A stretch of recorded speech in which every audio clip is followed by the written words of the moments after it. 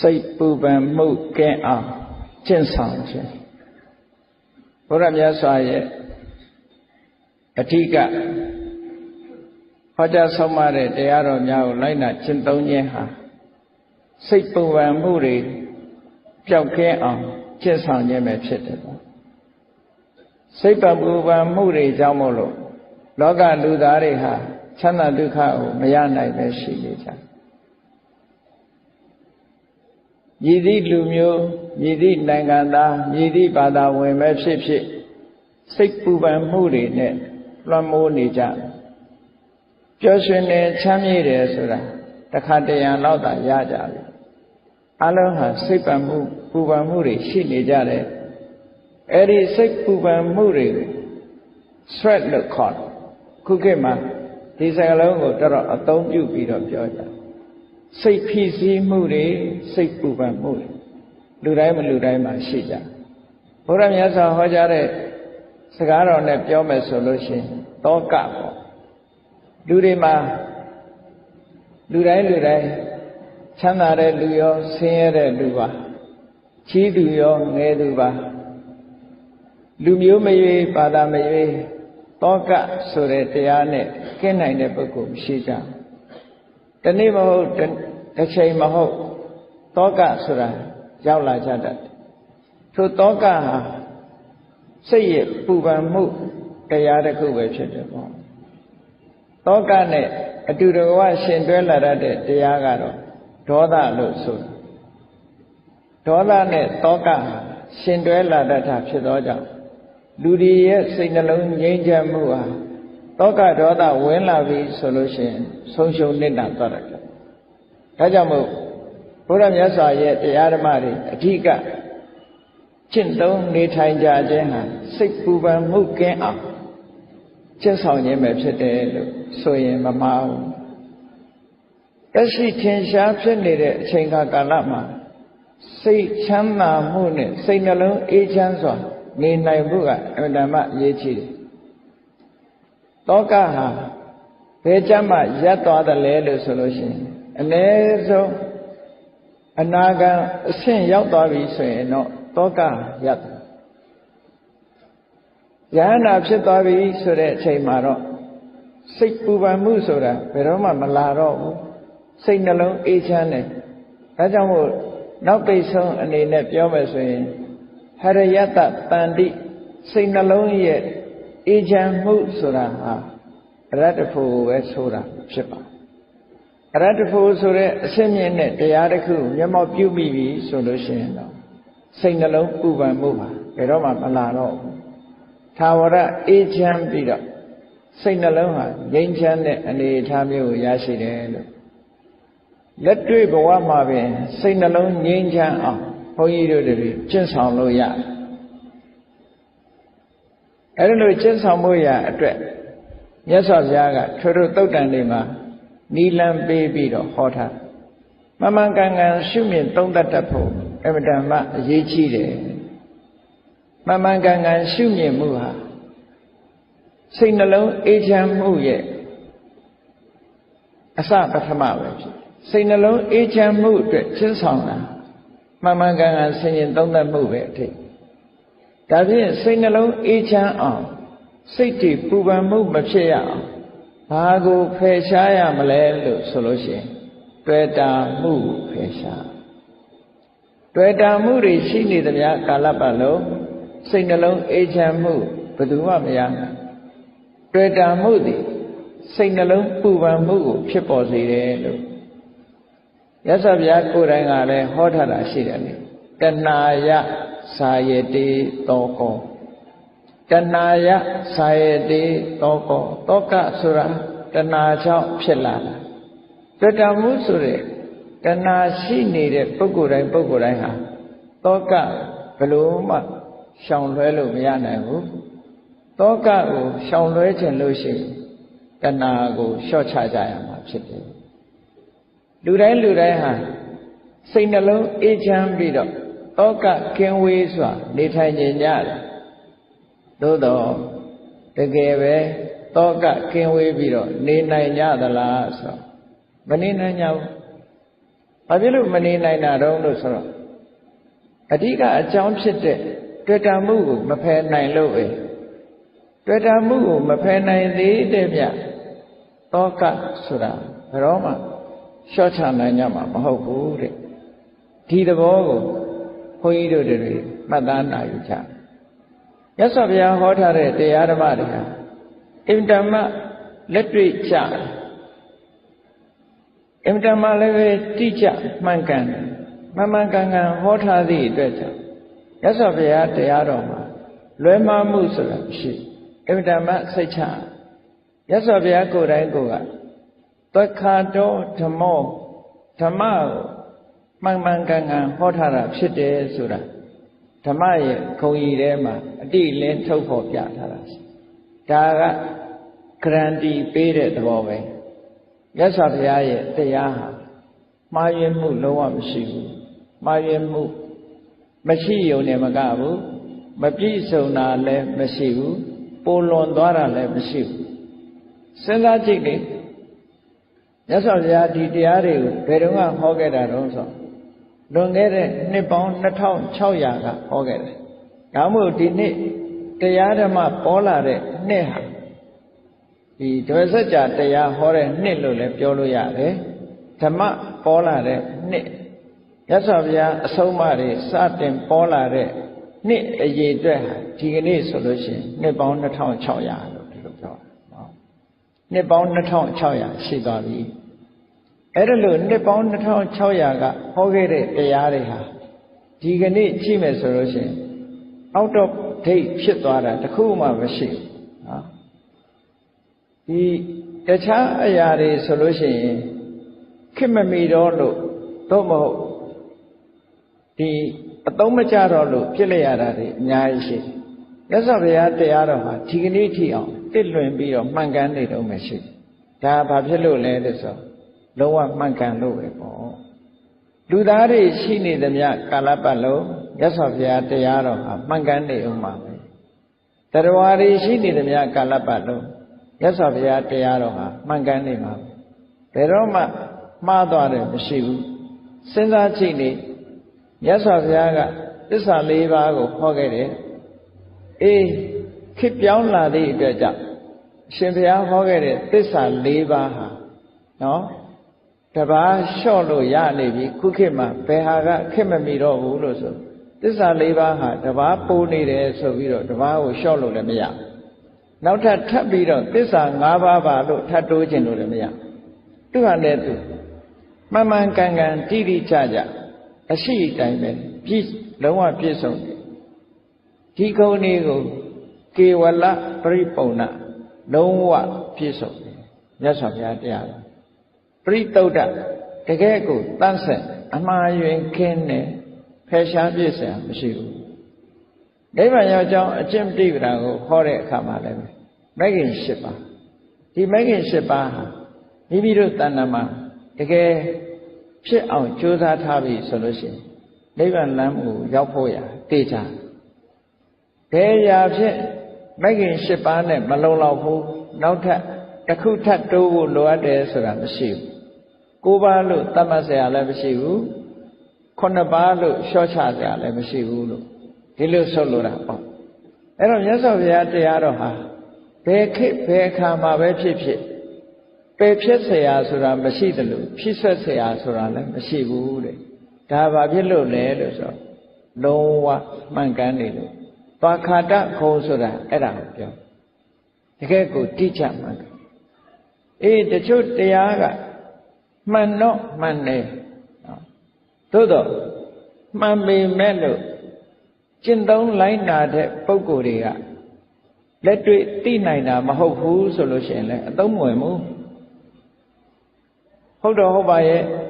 နော်မှန်မှန်ကန်ကန်ဟောတာတော့ဟုတ်ပါရဲ့ဒါပေမဲ့လက်တွေ့မပြနိုင်ဘူးဆိုလို့ရှိရင်လည်းအသုံးမဝင်ဘူးရသော်ဘုရားတရားတော်ကလက်တွေ့ပြနိုင်တယ်တဲ့တန်ဋိဋ္ဌိကောကိုယ်တိုင်မြင်နိုင်တယ်ကိုယ်တိုင်သိရှိနိုင်တယ်အခုပြောတဲ့စိတ်ပူပန်မှုကိုလျှော့ချခြင်းစိတ်ပူပန်မှုကိုမဖြစ်ရအောင်ကျင့်ဆောင်ခြင်းစိတ်ပူပန်မှုပျောက်ကင်းအောင်ကျင့်ဆောင် တကယ်ချင်းရင်တကယ်စိတ်ပူပန်မှုတွေပျောက်သွားအဲ့ဒီပျောက်သွားတာအကိုကဒါလက်တွေ့ကိုယ်တိုင်သိနိုင်ကိုယ်စိတ်ပူပန်နေတဲ့အခါမှာမြတ်စွာဘုရားဟောတဲ့ဤစနစ်အတိုင်းလိုက်နာကျင့်သုံးမယ်ဆိုလို့ရှိရင်စိတ်ပူပန်မှုတွေပျောက်သွားတယ်ဒါကိုဆိုလိုတာပေါ့နော်တဏှိဋ္ဌိကောကိုယ်တိုင်သိနိုင်တယ်မြင်နိုင်တယ်ဆိုဒီအရေးချင်းရှိတခါကိုယ်တိုင်သိနိုင်တယ်မြင်နိုင်တယ်လို့ပြောတဲ့အခါမှာဘယ်လောက်ကြာအောင်စောင့်ရမှာတချို့ကိစ္စတွေကကြာအောင်စောင့်ရကိုယ်တိုင်တော့သိနိုင်ပါတယ်ဘယ်နှစ်စောင့်ရမယ်လို့နောက်ဘဝထီအောင်စောင့်ရမယ်လို့ဒီလိုဟာမျိုးတွေရှိသေးတယ်မြတ်စွာဘုရားတရားတော်ကြတော့အဲ့လိုမရှိဘူးကိုယ်တိုင်သိဖို့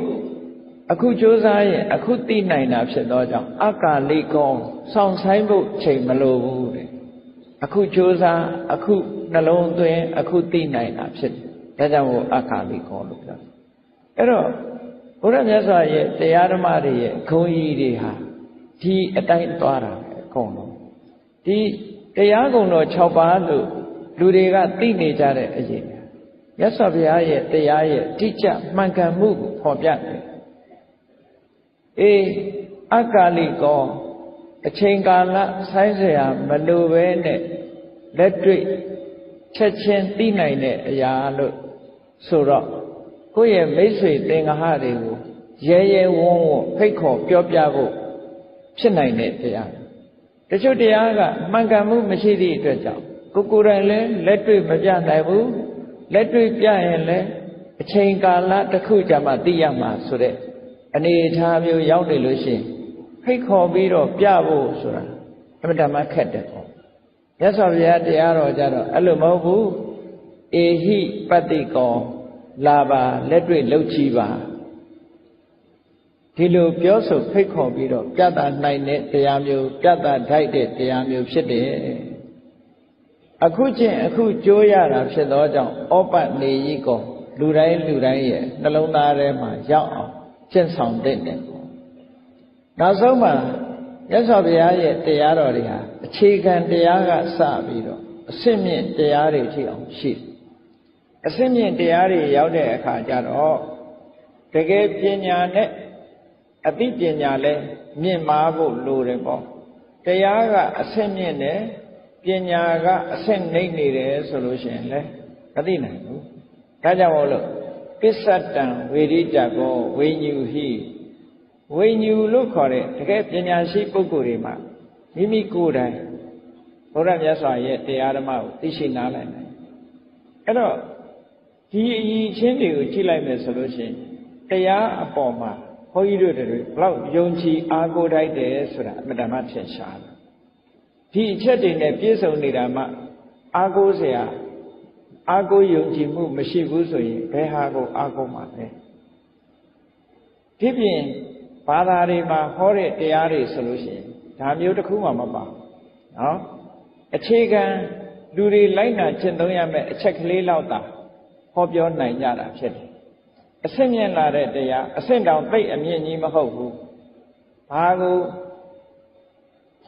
လူတွေမသိနိုင်တဲ့တရားမျိုးကြတော့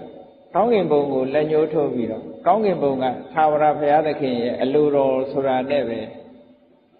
ဒီလူတွေကအားလုံးယုံကြည်မှုနဲ့ပဲခြေနှက်သွားကြကိုယ်တိုင်လုံးနိုင်တာတခုမှမရှိဘူးဘုရားတရားတော်ကအဲ့ဒါမျိုးမဟုတ်ဘူးကောင်းကင်ဘုံကိုလက်ညှိုးထိုးပြီးပြောစရာလည်းမလိုဘူးကိုယ်တိုင်လက်တွေ့ရှင်းသုံးကိုယ်တိုင်လက်တွေ့သိနိုင်တဲ့တရားဆိုတာအင်တာမရှင်းတယ်အင်တာမရှင်းသည့်အတွက်ကြောင့်တဆင့်ခံဟောပြောရတဲ့တရားမျိုးလည်းမဟုတ်ဘူးအခြားတရားတွေဆိုလို့ရှိရင်တဆင့်ခံနေကြည့်ပဲတဆင့်ခံတွေကိုမှမီဒီယာရဲ့တာတွေကနေတဆင့်သိကြနော်အောင်သွယ်တော်တွေဆက်သွယ်မှုတွေတမန်တော်တွေ prophet တွေကနေပြီးတော့မှတဆင့်သိခွင့်ရကြတာလေဘုရားရဲ့တရားတော်ကအဲ့လိုဈာခံပုဂ္ဂိုလ်တဦးတယောက်မီဒီယာတာလိုအပ်တာမျိုးမဟုတ်ဘူးကိုယ်တိုင်လုပ်ရင်ကိုယ်တိုင်သိနိုင်တယ်ဆိုတာအမှန်တမ်းထင်ရှားအေးတချို့ကဘာသာတရားတွေဟာတူတူပဲနဲ့ရောပြီးတော့ပြောလို့ရှိတယ်မတူဘူးဆိုတာအမှန်တမ်းကွာမတူဘူးဆိုတာအမှန်တမ်းဘုရားဘာသာကလွဲလို့ရှိရင်တော့ဘာသာတရားအားလုံးကနတ်ကိုးကွယ်တဲ့ဘာသာတွေကြီးနတ်ကိုးကွယ်တယ်ဆိုတဲ့ကခြားထဲမှာနတ်ကြော်ရှိတယ် နော်အဲ့တော့ယမပြေကနတ်ကိုးွယ်တဲ့လူတွေသိတယ်လေနတ်ကိုးွယ်ရတယ်ဆိုတော့နတ်ကိုကိုယ်တိုင်တစ်ခါမှလည်းမမြင်ရဘူးနတ်နဲ့ကိုယ်တိုင်တစ်ခါမှလည်းစကားမပြောအောင်ပြောရတာဘယ်သူနဲ့ပြောတော့ဆိုနတ်ကတော်နဲ့ပဲပြောရတာဈာထဲမှာနတ်ကတော်နဲ့ပဲဆက်သွယ်ရအဲ့ဒီတိုင်းပဲဘာမှမထူးနော်အေးဘုရားမြတ်စွာရဲ့တရားတော်ကြတော့ဒီလိုဈာကံပုဂ္ဂိုလ်ဆိုတာရှိတာမဟုတ်ဘူးကိုယ်တိုင်လို့ကိုယ်တိုင်သိနိုင်တဲ့တရားဆိုအင်တမခြေနှက်ဆရာကောင်းတယ်လို့ဒါမတူတဲ့သဘောကိုသိထားဖို့လိုအပ်တာပေါ့ကောင်းပြီစိတ်ပူပန်မှုတွေစိတ်ဖိစီးမှုတွေဆိုတာလူတိုင်းမှာမကင်းနိုင်တာဖြစ်သောကြောင့်အဲ့ဒီစိတ်ပူပန်မှုတွေမဖြစ်ရလေအောင်ဘယ်လိုလုပ်မလဲအခုနိုင်ငံတကာကဒီအချက်ကိုအများကြီးစိတ်ဝင်စားနေတယ်အများကြီးစိတ်ဝင်စားလို့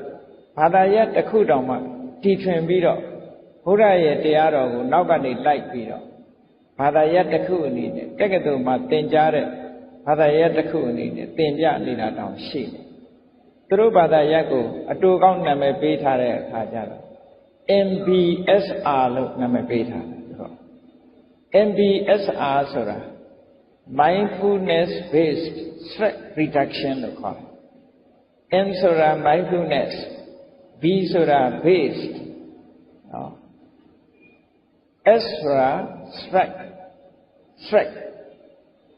R ဆိုတာ reduction mindfulness based stress reduction ဆိုတာဘာပြောတာလဲဆိုတတိကိုအခြေခံပြီးတော့စိတ်ဖိစီးမှုစိတ်ပူပန်မှုတွေကိုလျှော့ချခြင်းလို့ဒီလိုပြောတာနော်အဲ့ဒါဟာတတိပဋ္ဌာန်ကျင့်စဉ်ကိုဖော်ထုတ်တာပဲဖြစ်တယ်ဒီကျင့်စဉ်ကဘယ်ကလာတာလဲလို့ဆိုရင်ဘုရားရဲ့ဒေသနာတော်တွေတဲကလာအဲ့တော့နိုင်ငံခြားတိုင်းတစ်ပါးဘုရားဘာသာမဟုတ်တဲ့ပုဂ္ဂိုလ်တွေတောင်ဘုရားမြတ်စွာရဲ့တရားဓမ္မနဲ့ပတ်သက်ပြီးတော့လက်ခံကျင့်သုံးလာမှုတွေဒီကနေ့ရှိအဲ့ဒါတွေကိုလည်းဘုရားကိုယုံကြည်ကိုးကွယ်တဲ့ဘုရားဘာသာဝင်တွေဟာအလှူဒါနလေးလုပ်ယုံနဲ့သီလလေးစောင့်တည်ယုံနဲ့ဒီလိုကျင့်တတ်ပြီးတော့မနေကြဘဲနဲ့အလှူဒါနလည်းလုပ်ရမယ်သီလလည်းစောင့်တည်ရမယ်အခုပြောတဲ့စိတ်ပူပန်မှုတွေကိုလျှော့ချတဲ့လက်တွေ့ကျင့်သုံးကျင့်ဆောင်မှုတွေကိုလည်းလုပ်ဖို့လိုအပ်တယ်အဲ့ဒါမှမြတ်စွာဘုရားရဲ့အဆုံးအမဩဝါဒဟာပြည့်ပြည့်စုံစုံဖြစ်တယ်ပေါ့အေးဒါကြောင့်မို့ဒီစိတ်ပူပန်မှုကိုလျှော့ချအောင်ကျင့်မယ်ဆိုလို့ရှိရင်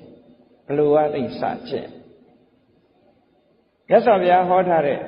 တုတ်တန်တစ်ခုကိုခြေခံပြီးတော့ဘုန်းကြီးတို့တွေဒီနေ့ရှင်းပြီးတော့ပြောဘယ်လိုငမ်းမဲ့လို့အရေးကြီးဆုံးမြတ်စွာဘုရားကမဂ်ကင်၈ပါးဆိုတာလမ်းခင်းပြထားတာရှိနော်လမ်းခင်းပြထားတယ်အားလုံးသိကြတဲ့အတိုင်းမဂ်ကင်၈ပါးဆိုတာဟာတစ်ခုနဲ့တစ်ခုအင်တန်မှဆက်သွယ်ပြီးတော့ဟောကြားထားတဲ့တရားတစ်ခုမဂ်ကင်၈ပါးကိုအရင်သဘောပေါက်အောင်ပြောရမယ်ဆိုမက္ခဆိုရဲ့အဓိပ္ပာယ်ကစပြီးပြောမက္ခကိုဒီကနေ့အင်္ဂလိပ်လိုပြန်တဲ့အခါကျတော့ path လို့ပြန် path ဆိုတာလမ်းပဲဝေးလို့ပြန်လို့ရှိရင်နီးလမ်းပဲအဲ့တော့လမ်းဆိုတာဘယ်အတွက်လမ်းလဲလို့ဆိုရင်ခေါဏကစိတ်ပူပန်မှုတွေကိုလျှော့ချတဲ့လမ်းပဲစိတ်ပူပန်မှုတွေကိုမဖြစ်အောင်ကျင့်ဆောင်ရမယ်လမ်းပဲအဲ့တော့မက္ခဆိုတဲ့စကားလုံးရဲ့အဓိပ္ပာယ်ကလမ်းလို့ path လို့ဘာသာပြန်ပေမဲ့လို့ဒီစကားလုံးရဲ့အဓိပ္ပာယ်အစစ်အမှန်ကိုဖော်ထုတ်တဲ့အရာကိုလည်းပဲသိထားဖို့လိုတယ်အဲ့တော့မက္ခဆိုတဲ့ဒီစကားလုံးဟာမြန်မာလိုကြတော့မဲ့လို့ပဲဘာသာပြန်ထားတာဆိုတော့အဓိပ္ပာယ်မသိကြဘူးမက္ခကိုမက်ခင်ငါကိုမက်ခင်ဒီလိုပဲသုံးနေတာဆိုတော့ဒီစကားလုံးရဲ့အဓိပ္ပာယ်ရှင်းရှင်းလင်းလင်းမသိနိုင်အဲ့တော့မက္ခဆိုတာဘာရဲ့နာမည်လဲလို့ဆိုလို့ရှိရင်ရှစ်ခုကိုပေါင်းထားတဲ့အမည်တစ်ခုဖြစ်တယ်ခုခေတ်စကားနဲ့ပြောမယ်ဆိုရင် 8 in 1ပေါ့နော်ရှစ်ခုကိုတစ်ခုတည်းလှုပ်ထားတယ်ရှစ်ခုရဲ့အပေါင်းကိုမက္ခလို့ခေါ်တယ်ဆိုတော့မက္ခဆိုတာတစ်ခုစီကိုမခေါ်ဘူးရှစ်ခုပေါင်းထားမှခေါ်တယ် ဆိုပါစို့ဥပမာမဲ့တစ်ပင်ဆိုတာတစ်ပင်ဆိုတဲ့အမည်ဟာအလုံးကိုခြုံခေါ်တဲ့အမည်ဖြစ်တယ်တခုစီခွဲလိုက်မယ်ဆိုလို့ရှိရင်တစ်ပင်မှာဘာရှိတယ်ဆိုအမြင့်ရှိတယ်ပင်စီရှိတယ်အကိုင်းရှိတယ်အခက်ရှိအရွက်ရှိအပွင့်ရှိအသီးရှိဟောအဲ့ဒါတွေအကုန်ပေါင်းလိုက်တဲ့အခါမှာတစ်ပင်ဆိုဖြစ်တာလေတခုတည်းကိုတစ်ပင်မခေါ်ဘူးအမြင့်ကိုမေးရင်ဒါကအမြင့်ပဲတစ်ပင်မဟုတ်ဘူးပင်စီကိုပြောပြန်တော့ဒါကပင်စီပဲတစ်ပင်မဟုတ်ဘူး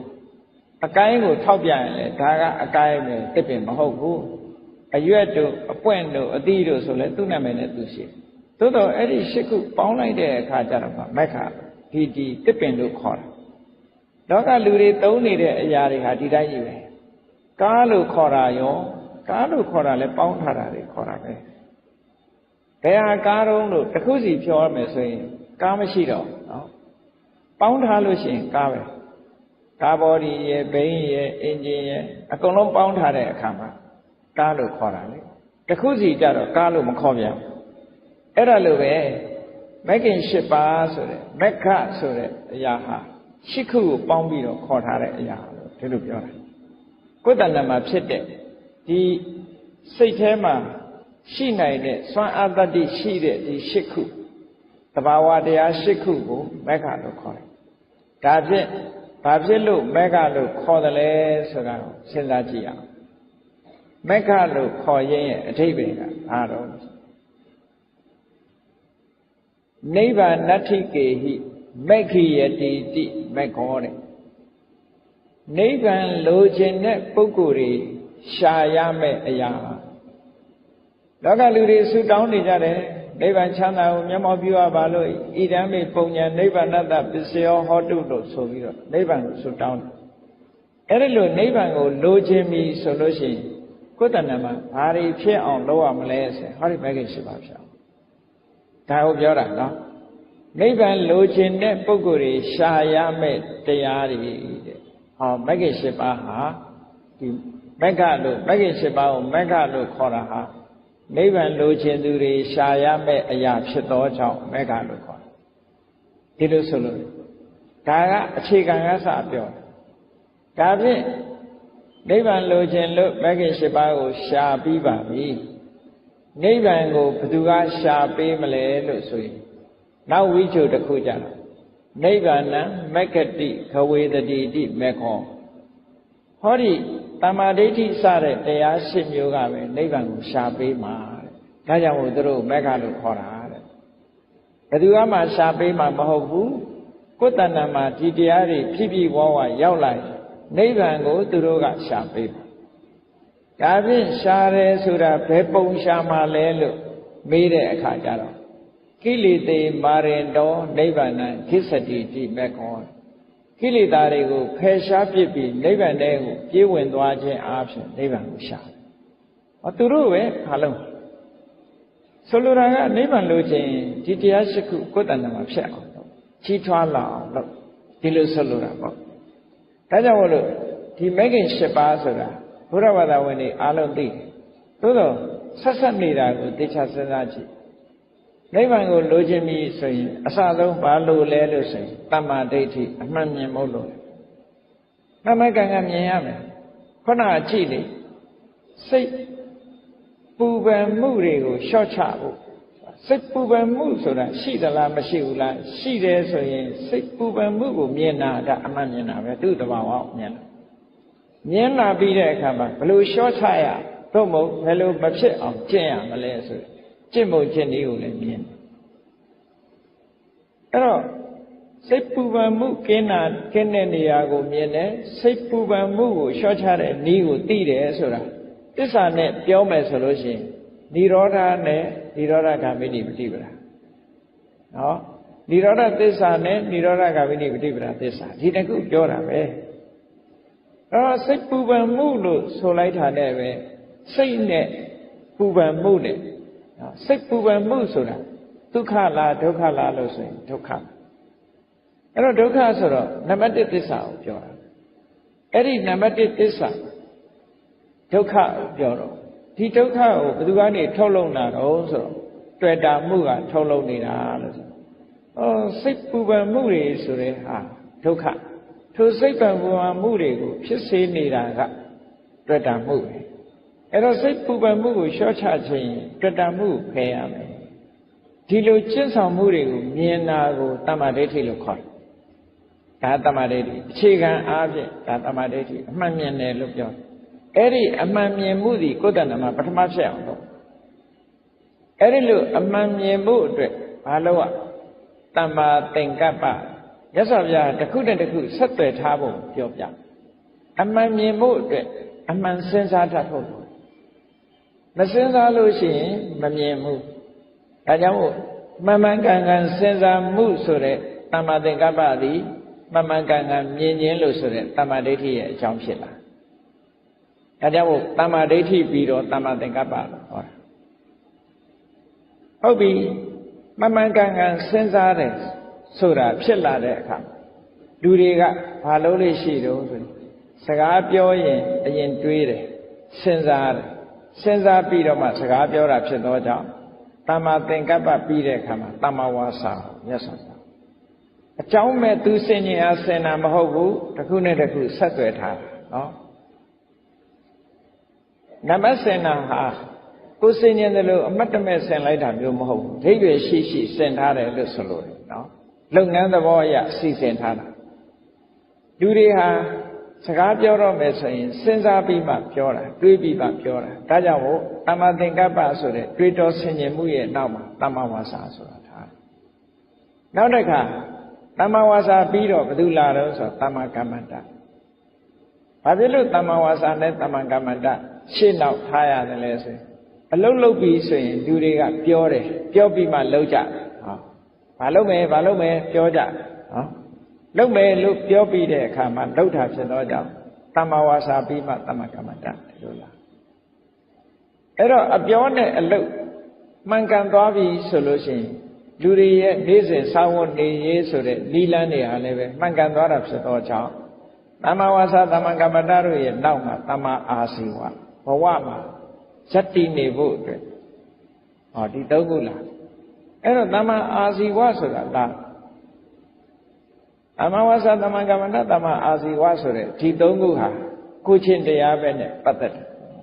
ကိုချင်းတရားနဲ့သက်ဆိုင်ကောင်းပြီတမ္မာအာဇီဝလို့ဆိုတဲ့မှန်မှန်ကန်ကန်အသက်မွေးမှုဖြစ်ဖို့ရာအတွက်ဘာလုပ်ဖို့လိုအပ်လဲလို့ဆိုရင်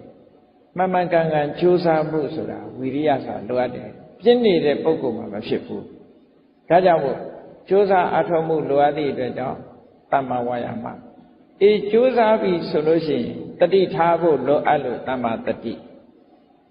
တတိထားလာပြီဆိုတဲ့အချိန်မှာစိတ်ကလေးတည်ငြိမ်အောင်ပါ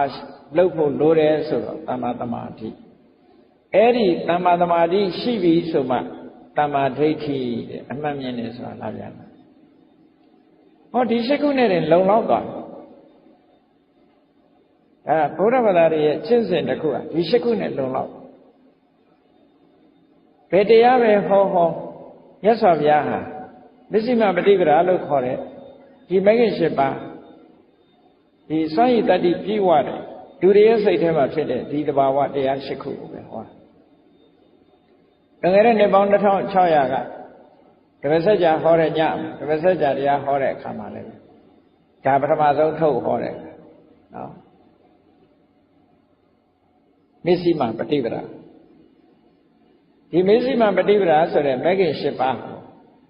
စက္ခုကရဏီညာနာကရဏီအမြင်ကိုဖြစ်ပေါ်စေနိုင်အတိညာကိုဖြစ်ပေါ်စေဒါဘယ်လောက်ခြေနှက်ဆရာကောင်းလဲဆိုဒီမဂ္ဂင်၈ပါးကိုယ်တဏ္ဍမှာဖြစ်လာပြီဆိုလို့ရှိရင်စက္ခုကရဏီဓမ္မနဲ့ပတ်သက်တဲ့မျက်လုံးတွေအမြင်မျက်စိတွေရှိတာညာနာကရဏီအတိညာတွေတိုးတက်တာ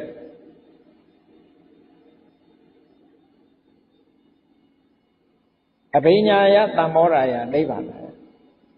ထူးကဲတဲ့အတိညာထူးကဲတဲ့အမြင်တွေထူးကဲတဲ့အတိညာနောက်ဆုံးမှအငြိမ့်တတ်တယ်ခုနပြောတဲ့စိတ်ရဲ့ပူပန်မှုတွေကိုငြိမ့်ဖို့အတွက်ဒါတွေကဖြစ်လာနိဗ္ဗာန်ယငြိမ့်လာဖို့အတွက်ဒါတွေဖြစ်လာဆိုတော့ဘုန်းကြီးတို့တွေကမြတ်စွာဘုရားသခင်ကိုရောမြတ်ကဒီမှန်ကန်တဲ့ ကျင့်စဉ်တစ်ခုကြာကြာနာနာလမ်းစဉ်ချပြပြီးတော့ပေးထားတဲ့အထက်မှာတပိတာဝကတွေတဲကလည်းလိုက်နာကျင့်သုံးသည့်အတွက်ကြောင့်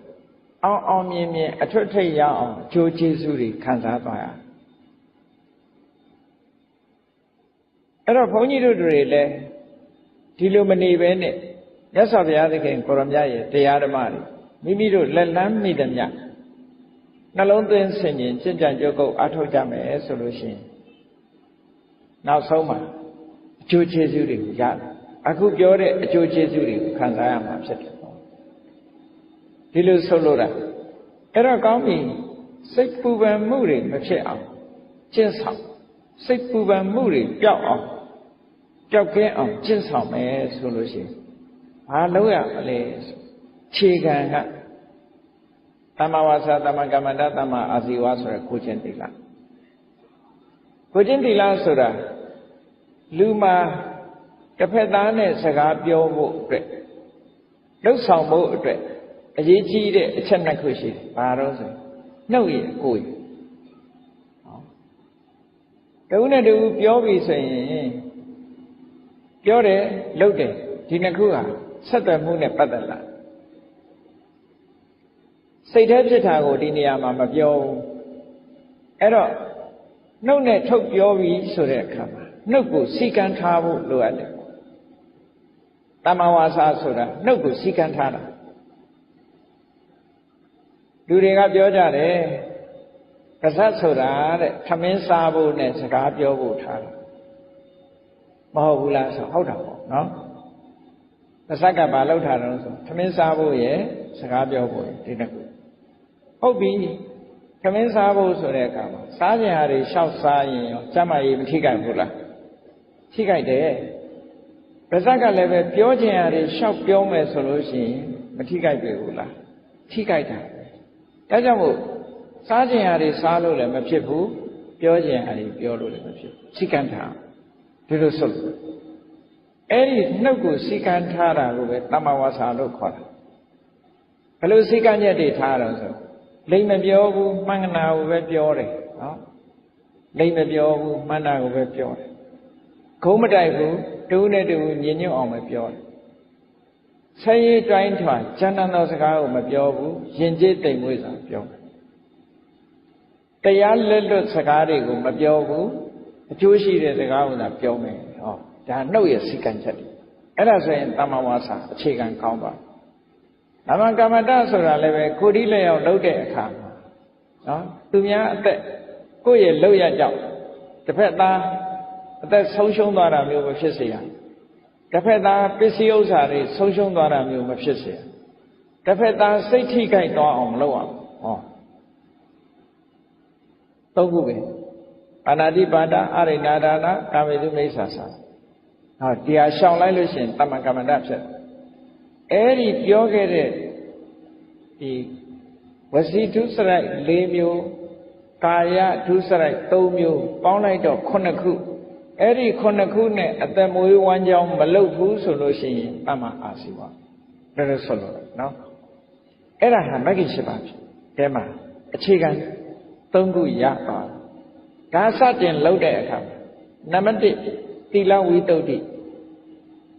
နှုတ်ကိုစီကံထားတယ်ကိုယ်ကိုစီကံထားတယ်နှုတ်စီကံကိုယ်စီကံတိုင်းနေ့စဉ်အသက်မွေးမှုအတွက်ဆောင်ရွက်တယ်ဟောဒါဆိုလို့ရှိရင်သီလဝိတ္တုဒ္ဓိတမန်အားဖြင့်လုံခြုံသွားပြီယဟန်တန်ဃာတွေကြတော့ဘုန်းကြီးတွေယဟန်တွေကြတော့ကြီးတဲ့ပို့တယ်ကြီးတဲ့ပို့သွားလူ့ကြောင့်နေအနေနဲ့ကဒီလောက်ဆိုလုံလောက်သွားနော်လုံလောက်သွားဒါကိုချင်းသီလပုံခြေခံလိုက်ဘယ်ရာပဲလှုပ်ကိုယ့်ရဲ့အခြေခံဆိုတာရှိရတစ်ခုခုပေါ်မှာယက်တိပြီးတော့မှလုပ်လို့ရသီလအလုံးအတွက်အခြေခံတစ်ခုပဲပေါ့မဂ္ဂင်၈ပါးကိုကျင့်မယ်ဆိုလို့ရှိရင်သီလအခြေခံအခြေခံဖြစ်တဲ့သီလကိုအရင်စောင့်ကြည့်ကြအဲကြောင့်မို့စိတ်ရဲ့ပူပန်မှုတွေကိုတကယ်ပြောက်အောင်လုပ်တော့မယ်ဆိုလို့ရှိရင်ကိုချင်းသီလကစဒါတကယ်ပြောက်အောင်လုပ်တက္ကနာအတွင်တတ်တာအောင်လုပ်တဲ့နည်းတွေ ခုခေတ်ပြောတာလို့ဆေးမီးတို့ပေါ့နော်ဆေးမီးတို့နဲ့ကုချင်တယ်ဆိုလို့ရှိရင်မြတ်စွာဘုရားဟောတဲ့တရားကိုနှလုံးသွင်းယုံအမှန်နှလုံးသွင်းဆင်ခြင်ယုံနဲ့တော့တည်ငါအေးချမ်းသွားနိုင်တယ်မြတ်စွာဘုရားတရားတော်ဟာစနစ်တကျအခုတွေးအခုပြောက်ဆိုပါတော့တောကဖြစ်နေတယ်တစုံတစ်ခုဆုံးရှုံးသွားလို့တောကဖြစ်တယ်ဆွေတဲ့မျိုးတွေကနော်မိမိတို့ခင်မင်ရတဲ့ပုဂ္ဂိုလ်တူဒုက္ခရောက်လို့ဆုံးမသွားလို့တောကရောက်ရတယ်ဆိုတဲ့အခါမှန်မှန်ကန်ကန်တွေးလိုက်လေဆုံးရှုံးရလေခြင်းလို့စဉ်းစားနေမယ်ဆိုရင်တောကပိုးလာအော်အရာခတ်သိမ်းဟာတက်ရှိတက်မဲ့ဘယ်အရာမှမမြဲဘူးအလုံးဟာဒီနေ့ကိုသိဆုံးကြရတာပဲဘဝဆိုတာကံပေးသမျှနေရတာသူကံနဲ့သူပဲလို့တွေးကြည့်လိုက်ပါအခုတွေးအခုတက်တာပါအဲ့ဒါလို့မတွေးလို့ရှိရင်မတက်တာဒါစိတ်ပူပန်မှုကိုချွတ်ချတဲ့နေ့တစ်ခုကိုယ်မှာတန်ဖိုးရှိတဲ့ပစ္စည်းတစ်ခုပျောက်သွားတယ်ဖြစ်ရလေခြင်းလို့စိတ်ထဲမှာရှူကြုံမရဖြစ်နေလို့ရှင်တောကနေစိတ်ပူပန်မှုတွေညားလာအဲ့ဒါလို့မတွေးပဲနဲ့ဟိုဘဝဆိုတာဒီပစ္စည်းကိုငါပိုင်နေဆိုတာတခဏပစ္စည်းသင်္ခါရလူသင်္ခါရငါကရင်လည်းပစ္စည်းဆွန့်လိုက်ရတာပဲပစ္စည်းကတော့လည်းငါ့ကိုဆွန့်သွားတာပဲဘယ်ရာမှမမြဲဘူးလို့မြတ်စွာဘုရားဟောထားတာပဲမမြဲတဲ့နောက်မှာတောကဖြစ်နေလို့အပူပဲလို့စဉ်းစားလိုက်တာနဲ့ဟောပူပန်မှုကပျောက်ဒါမြတ်စွာဘုရားကိုယ်တိုင်ကလည်းပဲဒီနည်းကိုဟောတာဘုရားသုံးတဲ့စကားလုံးနဲ့ပြောရမယ်ဆိုရင်ယံကိစီဘူတံသင်္ခတံဘာလောကဓမ္မတံဝတ္တမာပတ္လုဇီတိနေတံဌာနံဝိသတိမြတ်စွာဘုရားဟောအကြောင်းတရားတွေကစုပေါင်းပြီးတော့ဖန်တီးထားတဲ့အရာတစ်ခုမပြတ်ရအောင်မပြောက်ရအောင်ဘယ်သူတတ်နိုင်ပါလဲတဲ့ဘယ်သူမှမတတ်နိုင်မဖြစ်နိုင်ဘူးကံကုဋ္ဌထလဘဒီအခြေအနေမျိုးကိုငါမှဘာလုပ်နိုင်ပါလဲဘာတတ်နိုင်ပါဗမာတွေလည်းပြောတယ်ရှိတယ်ဗမာလိုကံကုဋ္ဌထလဘဆိုဘာတတ်နိုင်ပါလဲနော်မတတ်နိုင်ဘူးမတတ်နိုင်တာကိုမတတ်နိုင်တဲ့သဘောကိုဆင်ញင်စဉ်းစားလိုက်ရင်တောကရော့သွားတာဒီလိုဆိုလိုတာပေါ့နော်ဒါကတည်ငါအားဖြင့်ပြည်ငြိမ်းမှုအတွက်ဆိုင်ရာအကြောင်းလေးတစ်ခုနဲ့ဖြည့်ရှင်းတဲ့ဤစနစ်ကိုပြောခုနထာဝရဖြည့်ရှင်းခြင်းပြီဆိုရင်တော့သီလကစပြီးတဲ့အခါမှာသီလဝိတ္တုဖြစ်ပြီးစိတ်ဒီကိုချင်းတရားကောင်းလာပြီဆိုဒီကိုချင်းတရားကောင်းတာဘာအတွက်လဲလို့ဆိုရင်သီလဝိတ္တုဒီစိတ်တဝိတ္တုဖြစ်ဖို့အတွက်ပဲသီလဝိတ္တုမှမရှိဘဲနဲ့စိတ်တဝိတ္တုဖြစ်ဖို့ဆိုတာအခြေအနေမပေးဘူးသီလရဲ့အခြေအနေကိုကြည့်လိုက်ကိုယ်တိုင်ကိုချင်းသီလနဲ့ပြည့်ဝတဲ့ပုဂ္ဂိုလ်ကိုသီလကိုဆင်ញင်ကြည့်လိုက်တဲ့အခါဘာဖြစ်စိတ်ထဲမှာနှလုံးမသားမရမဖြစ်ဘူးကြည်နူးတယ်စိတ်ထဲမှာဝမ်းသာအဝိပတိတာရစိတ်ဆင်းရဲတာမဖြစ်ဘူးငါးပါးသီလလုံလို့ငါးပါးသီလလုံတယ်လို့တွေးလိုက်တာနဲ့စိတ်ဆင်းရဲမှုဆိုတာမဖြစ်ဘူးစိတ်နှလုံးဟာကြည်သာနေတယ်အဲ့ဒီစိတ်နှလုံးကြည်သာမှုသည်ပါမောက္ခဝမ်းမြောက်ဖို့ပဲဝမ်းမြောက်မှုဖြစ်စေပါမောက္ခဝမ်းမြောက်မှုကပီတိလို့ဆိုတဲ့နှစ်သက်ကျေနပ်မှုကိုဖြစ်စေပီတိဆိုတဲ့နှစ်သက်ကျေနပ်မှုကပတ္တတိလို့ခေါ်တဲ့ကိုယ်စိတ်ငြိမ်းချမ်းမှုကိုဖြစ်စေပတ္တတိဆိုတဲ့ကိုယ်စိတ်ငြိမ်းချမ်းမှုသည်ဒုက္ခလို့ခေါ်တဲ့ချမ်းသာကိုဖြစ်စေဒုက္ခလို့ဆိုတဲ့ကိုယ်ချမ်းသာမှုစိတ်ချမ်းသာမှုရလာလို့ရှိရင်စိတ်တည်ငြိမ်မှုလို့ဆိုတဲ့တမာရီကိုဖြစ်စေတယ်။ဩစိတ်တဝိတ္တုဆိုတာတမာရီကိုပြောတာစိတ်ကလေးငြိမ်းလာတယ်ဆိုတဲ့ပုဂ္ဂိုလ်တရားဟာချမ်းသာမှာမချမ်းသာဘူးဆိုစိတ်မငြိမ်ဘူးလေမကောင်းမှုဒုစရိုက်တွေလှုပ်ထားတဲ့ပုဂ္ဂိုလ်တရားဟာပူပန်နေရတဲ့အတွက်ကြောင့်ခုနပြောတာတွေဆုံးရှုံးတယ်ပြန်တွေးလိုက်တိုင်းစိတ်မချမ်းသာဖြစ်တယ်စိတ်မချမ်းသာဖြစ်တဲ့အတွက်ကြောင့်ဝမ်းမြောက်မှုဆိုတာကင်းမဲ့တယ်ဝမ်းမြောက်မှုမရှိလို့ပီတိဆိုတာမလာဘူးပီတိမလာလို့ပတ္တတိဆိုတဲ့ငြိမ်းချမ်းမှုတွေမဖြစ်ဘူးငြိမ်းချမ်းမှုမဖြစ်သည့်အတွက်ကြောင့်ဒုက္ခကိုချမ်းသာမှုစိတ်ချမ်းသာမှုမရှိဘူး စိတ်မှမချမ်းသာတဲ့ပုဂ္ဂိုလ်တရားဟာစိတ်တည်ငြိမ်မှုဆိုတဲ့တမာတိဘယ်မှာဖြစ်မလဲဒီအိဗယ်ပြောဒါကြောင့်မို့လို့သီလဒီထက်ဆက်သွယ်သွားပဋိစ္စသမုပ္ပါဒ်လို့ပဲသူကလည်းဆက်သွယ်မှုတွေရှိတယ်လို့ဒီလိုပြောတာနော်ဆက်သွယ်နေတယ်ဒါကြောင့်မို့လို့မဂ္ဂင်၈ပါးထဲမှာသမ္မာဝါစာသမ္မာကမ္မန္တသမ္မာအာဇီဝဆိုတဲ့ကိုချင်းသီလဘယ်ကိုဥတည်သွားတာလဲဆိုတမာတိကိုဥတည်သွားတမာတိရသွားပြီဆိုလို့ရှိရင်စိတ်တဝိတ္တုဆိုတာဖြစ်လာတယ်ပေါ့စိတ်ကလေးစင်ကြယ်တယ်လို့ပြောတာဟာစိတ်တည်ငြိမ်မှုကိုပြောတာစိတ်တဝိတ္တုဆိုတာတမာတိကိုပြောတာတဲ့ကဲတမာတိကဘယ်နှမျိုးရှိတုံးလို့ဆိုရင်စာပေကျမ်းကအများစုမှာပြောလို့ရှိရင်တမာတိကို2မျိုးပဲပြောတယ်ဥပ္ပစာရတမာတိနဲ့အပ္ပနာတမာတိအပ္ပနာတမာတိဆိုတာအတူချုပ်ပြောရလို့ရှိရင်စံတရားရထားတဲ့အခါမှာအာယုန်နဲ့စိတ်ကိုညှိမြုပ်ထားနိုင်တဲ့တမာတိမျိုးဖြစ်လို့အပ္ပနာတမာတိသန္နတမာတိလက်စိတ်ဖို့စိတ်ရလာလို့ရှိရင်လည်းပဲအာယုန်နိဗ္ဗာန်ဆိုတဲ့အာယုန်ထဲမှာစိတ်ဟာမြုပ်သွားလို့မြုပ်ထားလို့အပ္ပနာတမာတိလို့ခေါ်တယ်အဲ့ဒီသံတို့မဖို့တို့တဲ့အနိကမှာရှိတဲ့တမာတိမျိုးကြတော့ဥပ္ပစာရတမာတိလို့ခေါ်တယ်အဲ့ဒီတမာတိ2မျိုးလုံးကိုစိတ်တဝိတ္တုလို့ဒီလိုပြောတာဒါကဝိပဿနာကျင့်စဉ်နဲ့မဆိုင်ဘဲနဲ့အောင်မြင်တဲ့အဓိပ္ပာယ်နဲ့ပြောတဲ့စကားလုံးဥပ္ပစာရတမာတိအပ္ပနာတမာတိ2မျိုးစီစိတ်တဝိတ္တုအဲ့ဒီထဲမှာနောက်ထပ်ထပ်ဖြည့်မယ်ဆိုလို့ရှိရင်ဘာဖြစ်ရမလို့ဆိုခဏိကတမာတိလို့ခေါ်တယ်ခဏိကတမာတိဆိုတာဝိပဿနာနဲ့ပတ်သက်လာတဲ့ဖြစ်ပေါ်လာတဲ့တမာတိတရားကိုပြောအနိစ္စလက္ခဏာကိုဖြစ်ခိုက်ကလေးကိုရှုပြီးတော့ရှုတဲ့အခိုက်ကလေးမှာတည်ငြိမ်သွားတဲ့တမာတိချုပ်ခိုက်ကလေးမှာရှုတဲ့အခိုက်လေးမှာတည်ငြိမ်သွားတဲ့တမာတိဖြစ်တိုင်းဖြစ်တိုင်းချုပ်တိုင်းချုပ်တိုင်းရှုနိုင်သွားပြီဆိုလို့ရှိရင်ဖြစ်ခိုက်ကလေးမှာဖြစ်လိုက်တယ်ချုပ်ခိုက်ကလေးမှာဖြစ်လိုက်တယ်ဖြစ်တိုင်းဖြစ်တိုင်းချုပ်တိုင်းချုပ်တိုင်းဒီတမာတိလေးကစင်စစ်မပြတ်ဖြစ်သွားပြီဆိုလို့ရှိရင်ဒါခဏိကတမာတိလို့ခေါ်